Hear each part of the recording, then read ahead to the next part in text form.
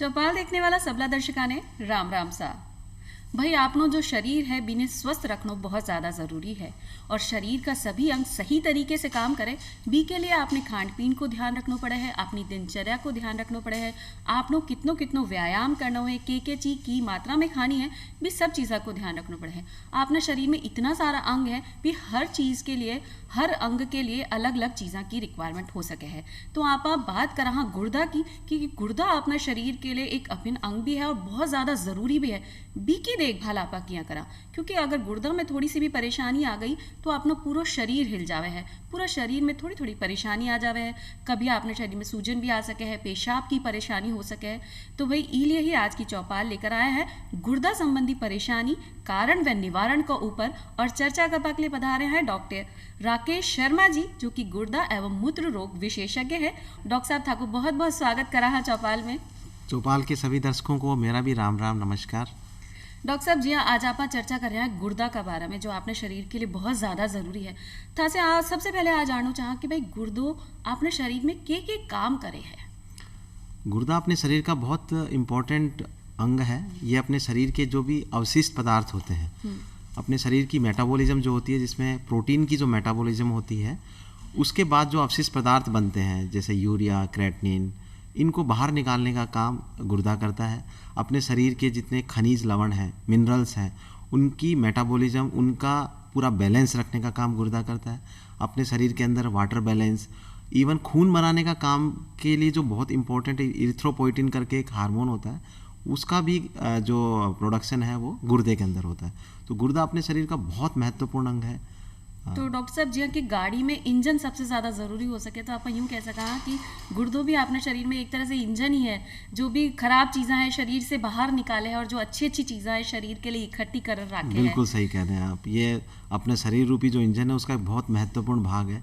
आप यूँ समझ सकते हैं मोटरसाइकिल साइलेंसर को अगर किसी ने बंद कर दे तो मोटरसाइकिल नहीं चल सकती, नहीं चलेगी। तो बस वो किडनी का भी यही काम है कि शरीर की जितनी भी गंदगी है उसको बाहर निकालने का काम किडनी करती है, गुर्दा करता है। गुर्दों कर सके तो आपने शरीर ने बिल्कुल ठीक रखना है तो गुर्दों की भी आपने खासी देखभाल आपने करनी पड़ेगी। बिल्कुल बिल्कुल। डॉक्टर साहब कई बार सुनने में आया है कि आम बीमारी हो गई है भाई गुर्दा में सूजन आ गई है, किडनी में सूजन आ गई, इको के कारण हो सके है।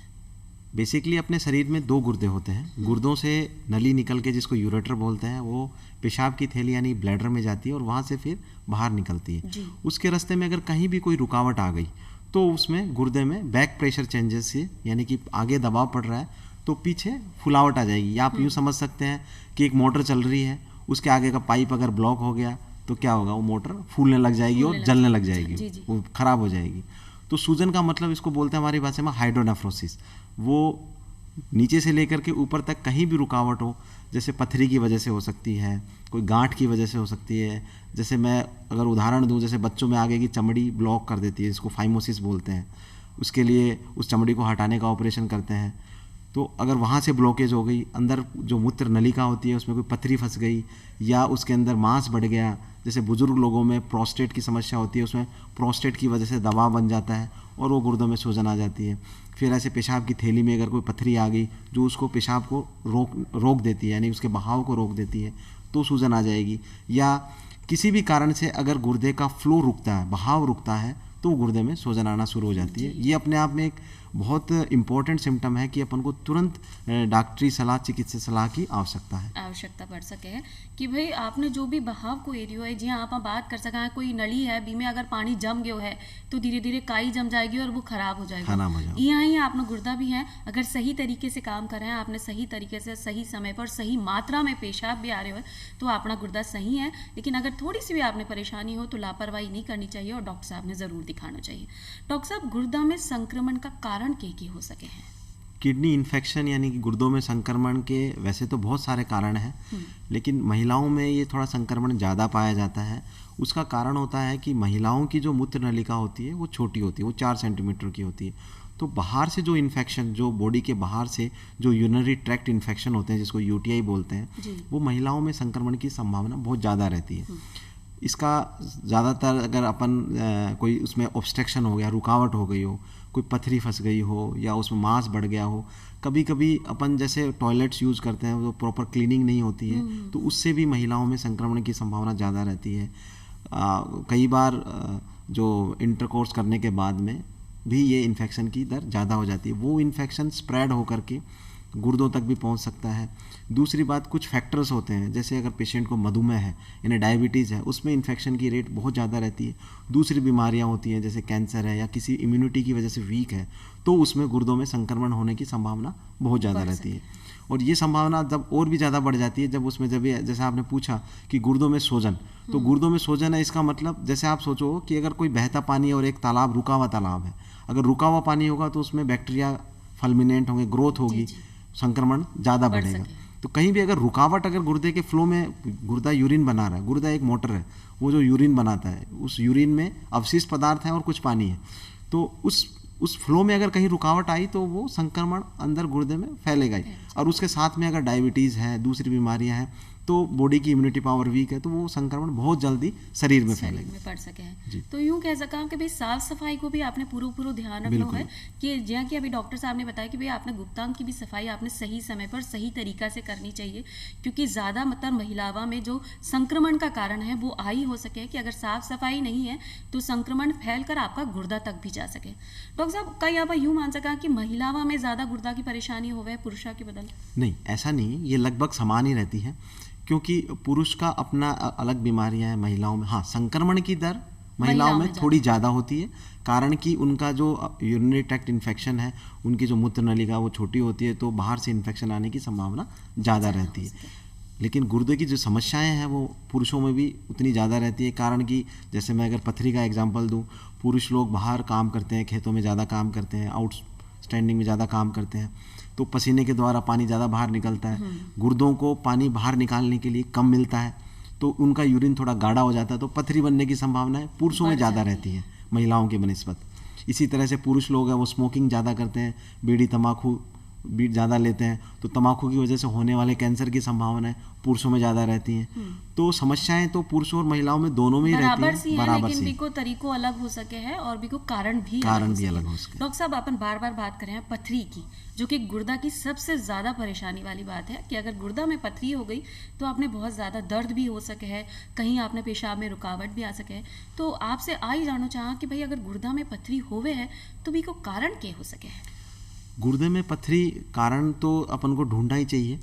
कारण इन्फेक्शन की वजह से पथरी बनती है और पथरी की वजह से इन्फेक्शन हो सकता है। अच्छा। तो एक कारण ये है, अगर कहीं रास्ते में रुकावट है, जैसे मैंने बताया कि आगे जैसे चमड़ी ब्लॉक हो गई, अंदर का मांस बढ़ गया, प्रोस्टेट बढ़ गया, या जो गुर्दे की जो नली आती है उसमें सिकुड़न हो गई, तो कहीं भी अगर रुकावट हो गई तो वहाँ यूरिन ठहरेगा तो उसमें पथरी बनने की संभावना रहती है। कुछ मेटाबॉलिक कारण भी होते हैं, कुछ लोगों के कैल्शियम ज़्यादा एक्सक्रीट होता है, हाइपर कैल्सीयूरिया होता है, यानी कि कैल्शियम ज़्यादा छन रहा है किडनी के अंदर, उसकी वजह से भी हो सकता है।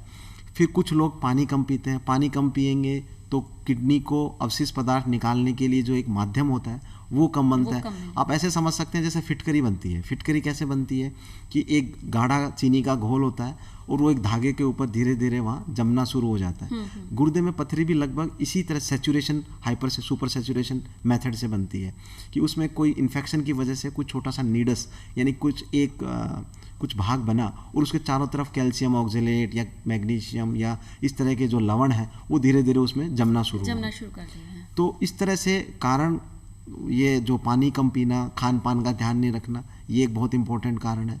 रास्ते में कहीं रुकावट आना, ये एक बहुत इंपॉर्टेंट कारण है।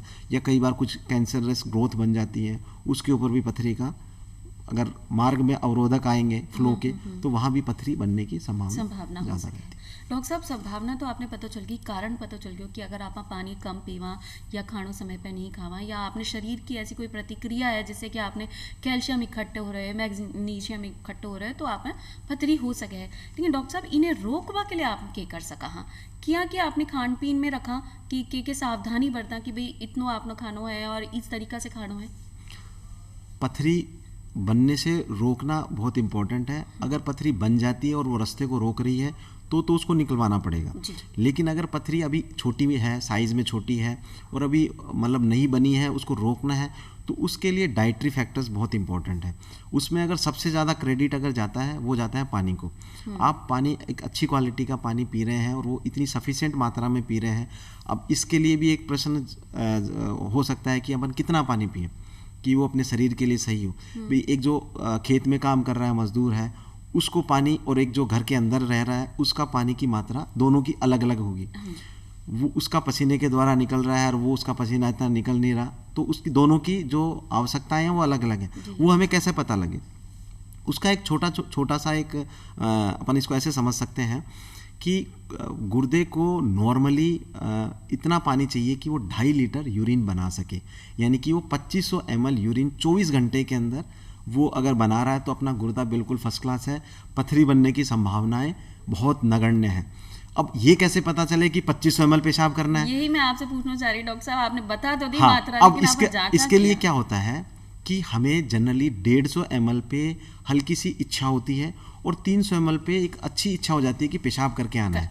यानी कि एक बार में एक स्वस्थ आदमी पेशाब करके आता है तो उसका 300 ml के आसपास वो यूरिन वॉइड करके आता है, पेशाब करके आता है, पुरुष हो या महिला हो। नॉर्मल अपने पेशाब की थैले की कैपेसिटी 400 से 500 ml की रहती है, तो 300 ml अगर अपना यूरिन अपन एक बार में आदमी वॉइड करके आता है तो उसमें आप 2500 में 300 का भाग देंगे तो लगभग 8 बार आता है। तो अगर एक आदमी 24 घंटे में 8 बार पेशाब करके आ रहा है, इसका मतलब वो बराबर पानी पी रहा है। अगर आपने ये देखोगे कि सुबह से लेकर शाम तक मैं एक ही बार या पेशाब करने जा रहा हूँ, इसका मतलब हमने पानी कम पिया है। तो ये तो हो गई कि अपन पानी बराबर पी रहे हैं कि नहीं पी रहे, कि अपन बराबर मात्रा में। कई बार ऐसा होता है बीमारी की वजह से पेशाब तो बार बार जा रहे हैं, 10 बार चले गए लेकिन खुल के पेशाब नहीं आया, तो मात्रा कम है। तो मतलब पेशाब करने के बाद आपको संतुष्टि मिल रही है कि हाँ मेरा पूरा पेशाब हो गया है, तो इसका मतलब आप स्वस्थ हैं और आप बराबर पानी पी रहे हैं। तो पथरी रोकने के लिए सबसे इम्पोर्टेंट कारक पानी बता दिया मैंने। पानी शुद्ध होना चाहिए, छना हुआ होना चाहिए, उसमें बहुत ज़्यादा खारा या इस तरह से पानी नहीं होना चाहिए, उसकी मात्रा सही होनी चाहिए। दूसरा कारण है अपन खान पान में साइट्रस फ्रूट्स को सम्मिलित करें। साइट्रस फ्रूट्स क्या होते हैं? जैसे नींबू, संतरा, मौसमी, जो ये फल होते हैं इनमें साइट्रिक एसिड नाम का एक पदार्थ होता है, वो अपने शरीर में पथरी को नहीं बनने देवे। तो नींबू आमतौर पर हर घर में मिल जाता है, तो अपन कोशिश करें कि एक नींबू रोज लें अपन खाने में, तो वो एक तरह से दवाई का भी काम करेगा और पथरी को बनने नहीं देगा। तीसरा अपन इसमें ये देख सकते हैं कि अपन जैसे कोका कोला या ड्राई फ्रूट्स, ये बहुत ज़्यादा मात्रा में अगर पथरी बन रही है तो ये बहुत ज़्यादा मात्रा में नहीं ले। ड्राई फ्रूट्स हैं, कोका कोला है, चॉकलेट्स हैं, ये पथरी को ज़्यादा बनाते हैं। चौथा एक बहुत इंपॉर्टेंट, पानी के बाद अगर किसी की, पानी और साइट्रस फ्रूट्स के बाद अगर कोई इंपॉर्टेंट कारण आता है वो होता है नमक। सोडियम क्या होता है? अगर अपन ज़्यादा लेंगे तो पथरी ज़्यादा बनेगी। उसका कारण क्या होता है कि जब अपन ज़्यादा सोडियम खाते हैं तो जब किडनी सोडियम को बाहर निकालती है, निकालने नहीं देती, क्योंकि सोडियम एक इंपॉर्टेंट लेवल है, किडनी उसको रिजर्व रख लेती है, अपने पास रखती है, उसके बदले में कैल्शियम को छोड़ती है वो। तो कैल्शियम को छोड़ती है तो यूरिन में कैल्शियम ज़्यादा होगा तो पथरी ज़्यादा बनेगी। तो जब अगर नमक अपन ज़्यादा लेंगे तो वो किडनी को ज़्यादा कैल्शियम छोड़ना पड़ेगा और पथरी ज़्यादा बनेगी। तो सीधे स्पष्ट शब्दों में अगर पथरी को अपन को रोकना है, पानी उचित मात्रा में लें, नमक कम लेना है, नींबू संतरा ज़्यादा लेने हैं, बाकी जो चीज़ें उनका थोड़ा थोड़ा ध्यान रखें। बीज वाली सब्जियां कहते हैं अपन, पर बहुत ज़्यादा कारण नहीं, तो अगर ऊपर वाले 3 चीज़ों का अपन ध्यान रखेंगे तो बाकी सब चीज़ें नगण्य हो जाती हैं। बहुत ही बढ़िया बात आपने बीच में निकाल दी कि बीज वाली सब्जी ने आपने दूर रखना चाहिए या कम आप कर सका। बीज वाली सब्जी, डॉक्टर साहब आमतौर पर लोग आपने सलाह दे रहे हैं, भाई ताने पथरी है ना तो भिंडी मत खा जो, टमाटर मत खा जो, पालक मत खा जो, मिर्ची मत खा जो, जिसमें भी बीज है, अमरूद मत खा जो। देखिए ये पार्शियली सही बात है। पार्शियली कैसे कि बीज के अंदर होता है ऑक्जेलेट और कैल्शियम ऑक्जेलेट स्टोन बनता है, लेकिन अगर अपन पानी पियेंगे और उचित मात्रा में कैल्शियम लेंगे, बेसिकली क्या होता है, जो भी अपन खाना खाते हैं अपनी आंतों में पचता है। ऑक्जेलेट एक इस तरह का लवण होता है जो अपने मल द्वारा बाहर निकल जाता है अगर डाइट में कैल्शियम बराबर रहेगा तो। अगर कैल्शियम नहीं होगा तो ऑक्जेलेट एब्जॉर्ब हो जाएगा और वो किडनी से जाके छन के पेशाब के द्वारा निकलेगा, तो वहाँ स्टोन बनने की संभावना रहती है। अगर अपने खान पान में अपन कैल्शियम लेंगे, कैल्शियम कैसे, जैसे दूध लेना अपन को, कितना दूध लेना है, 1 गिलास सुबह 1 गिलास शाम को, या छाछ लेंगे तो उसमें भरपूर मात्रा में कैल्शियम रहता है। वो कैल्शियम अपने जो खाने में जो ऑक्जेलेट आया है उसको एब्जॉर्ब नहीं होने देगा और वो कैल्शियम ऑक्जेलेट को मल द्वारा बाहर चला जाएगा। तो इतनी ज़्यादा प्रॉब्लम उन बीज वाली सब्जियों से नहीं है। हाँ, आप बीज वाली सब्जियां थोड़ी बहुत ले सकते हैं, लेकिन आपको पानी बराबर पीना है, आपको कैल्शियम बराबर मात्रा में लेना है, नमक कम लेना है और नींबू संतरा ज़्यादा लेना है। तो बीज वाली सब्जियों का बहुत ज़्यादा ध्यान रखने की ज़रूरत नहीं है। अगर आप ऊपर वाली चीज़ें, पानी और ये सब चीज़ें मिला के 95% काम कर देती हैं। ये 5% रोल बहुत ज़्यादा इंपॉर्टेंट नहीं है। अगर आपने 95% का ध्यान दे दिया तो 5% चीज़ें बहुत ज़्यादा इंपॉर्टेंट परेशान नहीं करें। डॉक्टर साहब बहुत ही सही बात बताई आपने। बहुत सारा लोग आज सोचे हैं कि भाई अगर आपने पथरी है तो दूध बंद कर देना चाहिए, दही बंद कर देना, कैल्शियम ज़्यादा नहीं खाना चाहिए। लेकिन डॉक्टर साहब ने बोले हो कि आपने खाना में भरपूर मात्रा में कैल्शियम अगर है तो पथरी नहीं बढ़ेगी, आपने परेशानी कम हो जाएगी। इसलिए आपने खान पीनो वैसे ही रखो और बीज वाली चीज़ें थोड़ी बहुत आप छोड़ सका, लेकिन पानी भरपूर मात्रा में आपने पीना चाहिए। डॉक्टर साहब पथरी अगर हो भी गई है कि अगर बड़ी पथरी है या अटक गई है तो कहीं इको इलाज सिर्फ ऑपरेशन ही है? जी, अगर पथरी अगर अटक गई है, गुर्दे में सूजन आना शुरू हो गया है तो फिर हमें इंतज़ार नहीं करना चाहिए। क्यों? क्योंकि वो फिर धीरे धीरे किडनी को डैमेज करना शुरू कर देती है। अगर कहीं भी गुर्दे में या गुर्दे की नली में सूजन आ गई है तो फिर हमें उसको निकलवाना चाहिए। कुछ दवाइयाँ होती हैं जो 2 से 3 दिन, हम कभी कभी 7 दिन भी लेके देखते हैं कि छोटी मोटी पथरी अगर नली में फंसी हुई है 3 mm, 4 mm, 5 mm, 6 mm तक की, वो दवाई से निकलने का एक बार प्रयास कराते हैं। लेकिन अगर पेन बहुत ज़्यादा है और गुर्दे में सूजन बढ़ती जा रही है तो फिर उसको निकलवाना चाहिए। क्योंकि गुर्दों को ख़राब करने में बीपी और शुगर के बाद अगर कोई सबसे महत्वपूर्ण कारण है तो वो अपना स्टोन ही है, पथरी हो सकती है। पथरी की वजह से ही किडनियाँ धीरे धीरे डैमेज हो जाती हैं और फिर जीवन भर रोगी है वो या तो डायलिसिस पे या गुर्दा प्रत्यारोपण कराने के बाद ही जिंदा रह पाता है। जी जी डॉक्टर साहब, आपसे आ भी जानना चाहा कि भाई आपने शरीर में पथरी हो गई है गुर्दा में, तो अपनी कमर में हल्को हल्को दर्द शुरू हो जाए, कई बार दर्द बहुत ज़्यादा हुए, सिर्फ दर्द ही एक लक्षण है या कोई और लक्षण भी आपने शरीर में दिखे हैं? जी देखिए, गुर्दे में पथरी जब बनती है तो 2-3 तरह के लक्षण आते हैं उसमें। एक लक्षण होता है कि अगर गुर्दे के अंदर पथरी पड़ी हुई है और वो रुकावट पैदा नहीं कर रही है तो वो धीरे धीरे गुर्दे को तो खराब करती है, लेकिन उसमें बहुत ज़्यादा तेज़ पेन नहीं होता। तेज़ पेन जब होता है जब वो रुकावट पैदा करती है, इसको कोली की पेन बोलते हैं। उसमें दर्द के साथ में उसको जी मितलाता है, उसका उल्टी जैसा मन करता है, पेशाब में जलन हो सकती है, पेशाब लाल रंग का आ सकता है, और इस तरह के उसको सिम्टम्स आते हैं। कई बार रेफर्ड पेन भी होता है। रेफर्ड पेन मतलब दिक्कत तो कहीं है और सिम्टम कहीं और का आता है। जैसे अगर गुर्दे में पथरी है तो उसके अंडकोश जो होते हैं पुरुषों में, उसमें अंडकोश में उसको दर्द हो सकता है। साथ में दर्द है वो पीछे की तरफ बैक पेन में जा सकता है। फिर अगर नली में जाके पथरी फंस जाती है तो बहुत तेज़ सीवियर पेन होता है, उल्टी जैसा मन करता है, उल्टी हो भी सकती है। और अगर इन्फेक्शन भी साथ में हो गया तो उसको हाई ग्रेड फीवर आ सकती है, बुखार भी हो सकती है। तो अगर इस तरह के सिम्टम्स होते हैं, इस तरह के लक्षण होते हैं तो हमें बहुत जल्दी डॉक्टर से संपर्क करना चाहिए, सलाह लेनी चाहिए। जी डॉक्टर साहब, अपनी बात ने आप ख़त्म नहीं करा, क्योंकि पथरी पे एक सवाल और आवे है कि अगर एक बार पथरी आपने ऑपरेशन से निकलवा दी है फिर दोबारा शरीर में हो जाए तो फिर आपने क्या करना चाहिए? अगर पथरी बन गई है दोबारा से, तो पथरी अगर एक बार बन जाती है तो उसको निकलवाना ही है। अगर वो उस साइज़ की है कि वो रास्ते को रोक रही है, किडनी को नुकसान पहुंचा रही है, किडनी के अंदर जैसे 5, 6, 7 mm की पथरी होती है और वो रुकावट पैदा नहीं कर रही होती है, तो हम कुछ दवाइयां दे करके खान पान के ध्यान से एक बार उसको कंजर्वेटिव मैनेजमेंट जिसको बोलते हैं, मेडिकल मैनेजमेंट, वो देते हैं। लेकिन अगर वो साइज़ में बढ़ती जा रही है और रास्ते को रोक रही है, ऑब्स्ट्रक्शन यानी रुकावट पैदा कर रही है और उसकी वजह से पेन हो रहा, तो फिर उसको निकलवाना ही पड़ता है। आजकल नई विधियां आ गई हैं जिससे दोबारा पथरी बनती भी कम है, जैसे दूरबीन के द्वारा या लेज़र पद्धति जिसमें ये होता है कि गुर्दे में बहुत कम नुकसान होता है।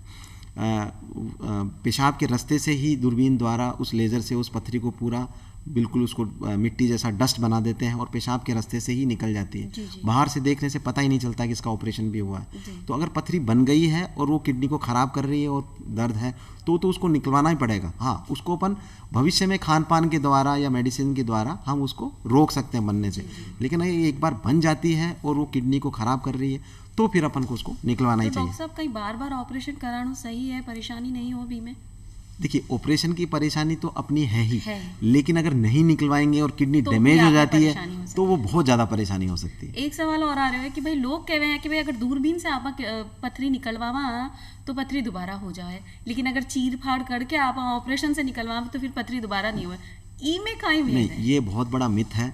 चीर फाड़ का ऑपरेशन आजकल कहीं भी अच्छी जगह पे नहीं होता। चाहे वो पहले आज से 20 साल पहले जब ये सुविधाएं नहीं थी। हालांकि चीर फाड़ की अभी भी बहुत कम इंडिकेशन होती है कि पथरी बहुत बड़ी है और वो दूरबीन के द्वारा उसमें मल्टीपल सेटिंग्स लगती हैं, तभी कुछ इंडिकेशंस बनती हैं चीर फाड़ की।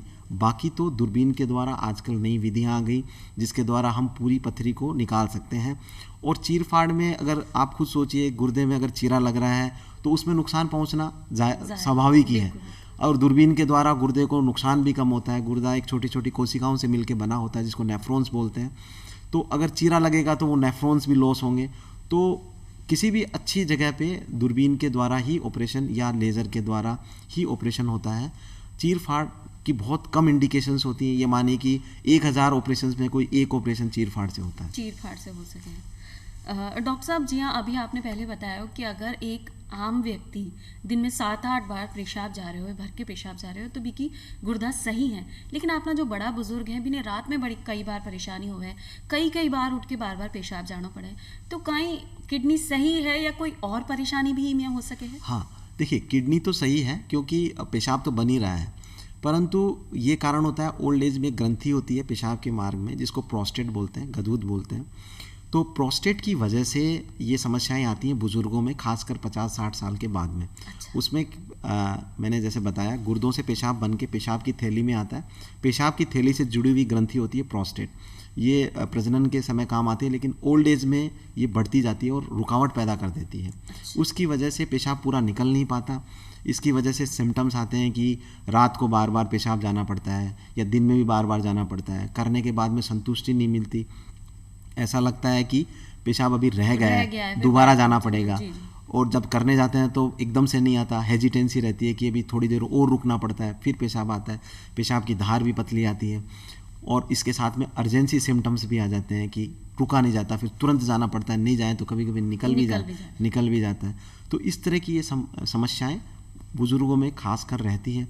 इसके लिए डॉक्टरी सलाह की ज़रूरत होती है। कुछ दवाइयों से काम चल जाता है, पर अगर इतनी समस्याएं हैं कि उसकी वजह से गुर्दे खराब हो रहे हैं, गुर्दों में सूजन आना शुरू हो गई, तो फिर ये एब्सोल्यूट इंडिकेशन यानी कि परम आवश्यकता हो जाती है ऑपरेशन की। ऑपरेशन भी इसमें भी जैसे मैंने बताया दूरबीन से या लेज़र से होता है। कोई चीरा नहीं लगता, पेशाब के रास्ते से दूरबीन जाती है और उसको गदूद को निकाल देते हैं। अच्छा। और इसमें कहीं कोई टाँका चीरा कुछ नहीं लगता। मरीज को 1-2 दिन में डिस्चार्ज कर देते हैं और बिल्कुल अपना वो स्वस्थ जीवन जी सकता है और बिना बाद में परेशानी नहीं है और रात जगबा की भी जरूरत नहीं। डॉक्टर साहब, MCH कहीं हुए है आपका, या में लिखियो कि भैया आप गोल्ड मेडलिस्ट हो, आपने इनाम भी मिले है और आप बहुत अच्छी रैंक में भी आए हो, तो या MCH कहीं? MCH ये यूरोलॉजी की सबसे टॉप डिग्री होती है। जैसे MBBS करने के बाद स्पेशलाइजेशन होता है जिसमें MS जनरल सर्जरी, फिर स्पेशलाइजेशन के बाद में सुपर स्पेशलाइजेशन होता है।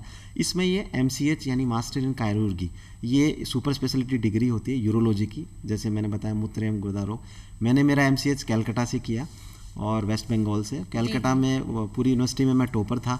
तो आपने दर्शकों ने भी बता दिया कि आज की जो चर्चा हो रही है भाई, वो विशेषज्ञ हैं, जो भी सलाह आपने दे रहे हैं खान पीन में आपने ध्यान रखबा की बिने सही तौर पर आपने जीवन में अपनाना चाहिए। डॉक्टर साहब, कभी कोई ऐसी जटिल समस्या भी आई कि बहुत बड़ो ऑपरेशन है जो बहुत ज़्यादा परेशान करने वालों हो, लेकिन वो आसानी से हो गया? हाँ, एक मुझे पेशेंट याद आ रहे हैं। उनके किडनी में कैंसर था और वो किडनी का कैंसर खून की रक्त नलिकाओं से बहता हुआ हार्ट के भी जो निचला चैम्बर, हार्ट में 4 चैम्बर होते हैं, आलिंद और नीले, तो वेंट्रिकल या नीले में जा करके वहाँ वो कैंसर फैला हुआ था।